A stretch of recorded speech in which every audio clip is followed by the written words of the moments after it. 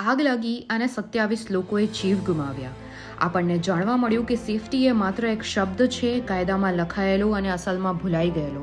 જી હા, આજે આપણે વાત કરી રહ્યા છીએ 25 મે 2024ના રોજ રાજકોટના TRP ગેમ ઝોનમાં લાગેલી આગની ઘટના વિશે.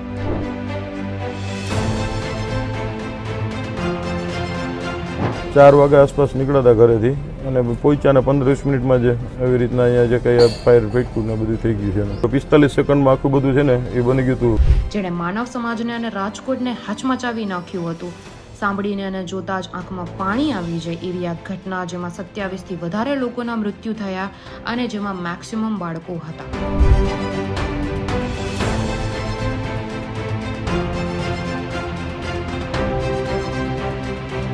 કે એ લોકોને ફાંસીની કે 100 કોઈ પણ એને સજા પડી, સજા પહેલા જો એના જામીન મંજૂર થયા તો હું બધાને મારી નાખીશ. મારે આગળ પાછળ કાંઈ છે નહીં. હવે હતું એ મારું વયું ગયું છે.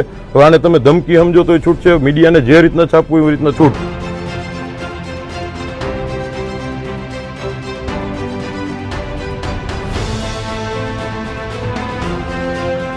ક્યાંથી આગ લાગી, કોણ જવાબદાર, કોણે ભ્રષ્ટાચાર કર્યો છે અને કોને સજા મળી છે, આ બધા જ સવાલો હજુ પણ હેમખેમ છે એ પરિવારજનો અને માતા પિતાના મનમાં, જેમણે પોતાના બાળકો અને પરિવારોને ગુમાવ્યા છે.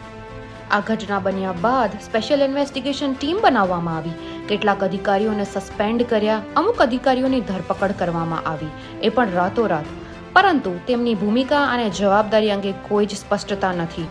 તો આ દેખાવાનું હતું કે ઢકાવવા માટે હતું? એવા ન્યૂઝ મળ્યા કે TRPના ઓનરનું પણ આ જ આગમાં ભૂંજાઈને મૃત્યુ થયું, પરંતુ કોઈ પ્રૂફ ખરો કે પછી આ પણ બચાવવાની કોઈ વાત હતી? કાગળો પર કોર્ટમાં કેસ થયો, સેફટીના રૂલ્સ બન્યા, લાંબા સમય સુધી અમ્યુઝમેન્ટ પાર્ક, ગેમિંગ ઝોન આ બધું જ બંધ રાખવામાં આવ્યું, પરંતુ ન્યાય ક્યાં છે? કોઈ જાતની અગ્નિ સુરક્ષા ન હતી, સુરક્ષા સાધનોનો અભાવ હતો, ચાલુ દિવસે જ વેલ્ડિંગનું કામ ચાલુ હતું, કોઈ પણ પ્રકારની અધિકૃત મંજૂરી ન હતી. ગેમ ઝોન ચલાવતી ઇમારત પાસે ના બિલ્ડિંગનું પરમિશન હતું, ના ફાયર NOC, ના પોલીસ લાયસન્સ. તો આ બિલ્ડિંગ ચાલતી કેમ હતી? શું ગાંધીનગરથી આજે રાજ્યના મંત્રીમંડળ સુધી કોઈને ખબર નથી કે આ ગેમ ઝોન દરરોજ જનજીવન માટે જોખમી બની રહ્યો છે? જ્યાં બાળકોને મોજ કરવાની હતી ત્યાં મોત મળ્યું છે. તો હવે પૂછીએ, જવાબદારી કોની છે? સરકાર કહે છે SIT બેઠી છે, અધિકારીઓને સસ્પેન્ડ કર્યા છે, કાયદા તૈયાર થયા છે. અમે પૂછીએ, માત્ર કાગળ પર? શું આવા કાંડ બાદ આખી સિસ્ટમને એક સ્ક્રોલ ડાઉન કરીને ભૂલી જવાનું છે? જેમને ગેમ ઝોન બંધ કરાવવું હતું, શું આજે તેઓને કોઈ પૂછે છે કે આંખ મીચીને કેમ બેઠા છો? એક ડિમોલાઇઝેશન ઓર્ડર 1 વર્ષથી પેન્ડિંગ પડ્યું હતું, તો શું બુલડોઝર પણ VIP પાસનો ઓર્ડરની રાહ જોતું હતું? શું TRP ગેમ ઝોનના માલિકો કે ઓપરેટરોના કોઈ ખાસ રાજકીય સંબંધો હતા જેના કારણે તમામ વિભાગોએ મૌન ધારણ કર્યું છે?